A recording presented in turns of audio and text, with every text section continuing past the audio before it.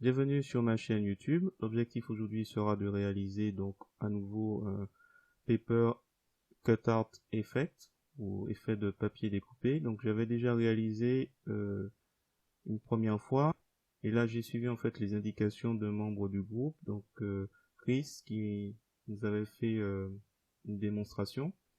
Donc vous verrez les indications qu'il m'avait laissées, puis j'ai essayé de le faire et d'arranger à peu près en suivant ses instructions. Donc si vous trouvez le résultat réussi, je vous remercie de me mettre un pouce vers le haut et de me laisser un commentaire. Et n'hésitez pas également à vous abonner pour voir d'autres projets de ce genre. Et comme tous les jours, je vous souhaite un bon visionnage. Alors c'est parti, nous voici dans l'éditeur d'image GIMP.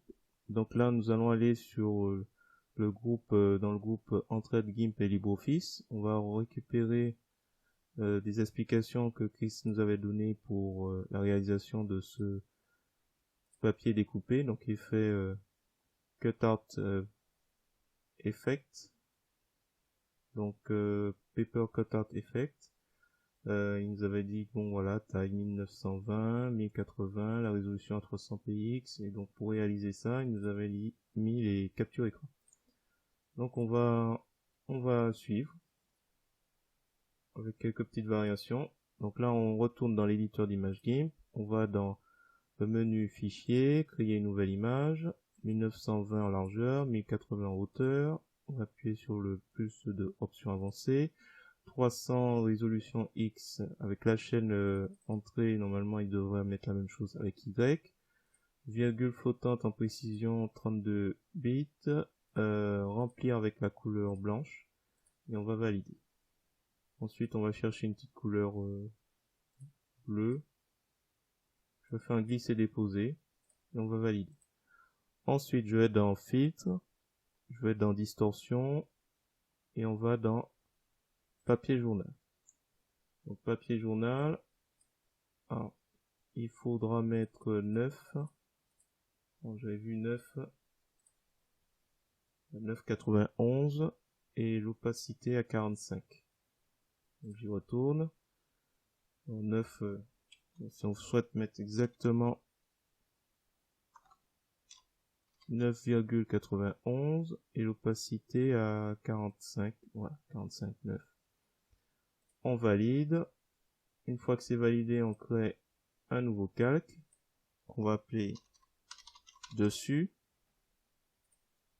à ne pas confondre avec celui-là que je vais renommer dessous. Donc ça c'est l'intérieur de la carte, ça c'est le dessus. Là je vais chercher une couleur d'un bleu un peu plus foncé, je fais un glisser déposer, et une fois que c'est fait, je vais chercher l'outil texte. Alors là je remets les couleurs par défaut, noir et blanc, impact, et l'idée c'est d'écrire, donc merci, CTRL A, je sélectionne toutes les lettres et je vais agrandir jusqu'à ce que ça remplisse à peu près mon espace. Donc là on va utiliser l'outil d'alignement. Dans les options de l'outil d'alignement, on va s'assurer qu'on est bien relatif à l'image et on va s'amuser à sélectionner notre texte pour le centrer et le mettre au milieu de la cible. Une fois que c'est fait, on peut descendre le texte, il n'y a pas de nécessité à le voir visible. On fait un clic droit de la souris, on fait alpha vers sélection, on va sur dessus, on n'oublie pas de faire une copie, peut-être qu'on en aura besoin. Je glisse aussi également en dessous. Donc là on revient sur le calque dessus, on appuie soit sur la touche Sup, soit on va dans édition, effacer. Et comme ça, on voit, parce que en fait ici c'est, pour rappel, on a ajouté un canal alpha, puisque quand on lui a demandé qu'on souhaite un calque transparent, donc tout ce qui est effacé nous donne une transparence sur le calque du dessous. Alors, sélection aucune, on va passer à l'étape suivante qui consiste à faire filtre, ombre et lumière, ombre longue. Donc là normalement, ça donne déjà un effet pas mal. Mais bon, alors j'avais vu que le paramètre c'était quoi? Couleur blanche, moins 45 et 6 en longueur pour l'ombre longue. Donc là, il faut revenir dans GIMP. Donc 6 en longueur. Bon, on va laisser à 5, moins 45. Moins 45. Et je crois que c'est couleur blanche. Donc ça correspond à la bordure. Je sais pas trop si ça aurait pas été mieux.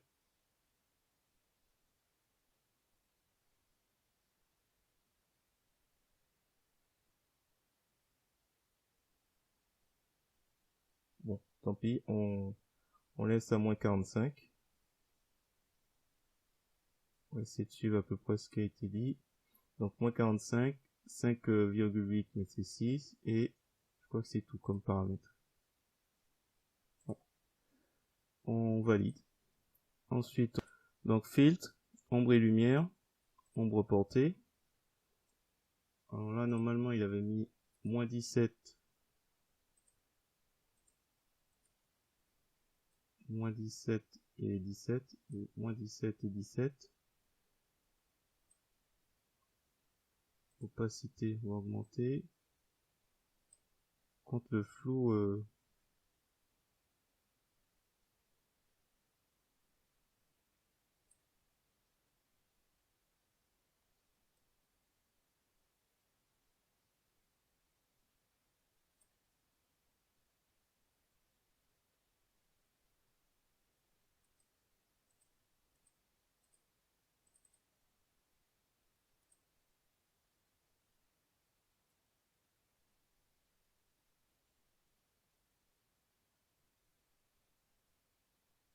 on va laisser comme ça.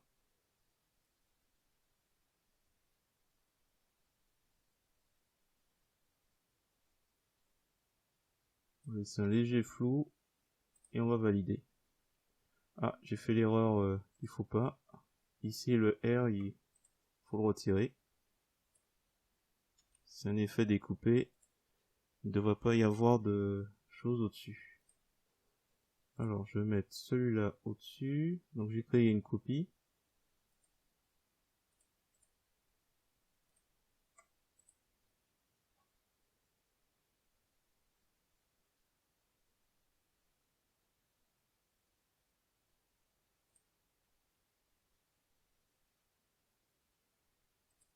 Donc là, on fait couleur,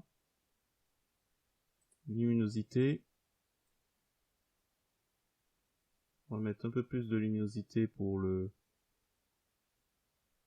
calque en dessous. Valider. On va essayer de mettre un peu plus de grain. Donc on va utiliser justement copie d'en dessous. On va le monter tout en haut.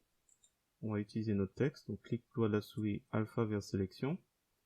On va faire attention au R. Donc là je réaffiche. Édition effacée. Donc il ne faudra pas oublier le R.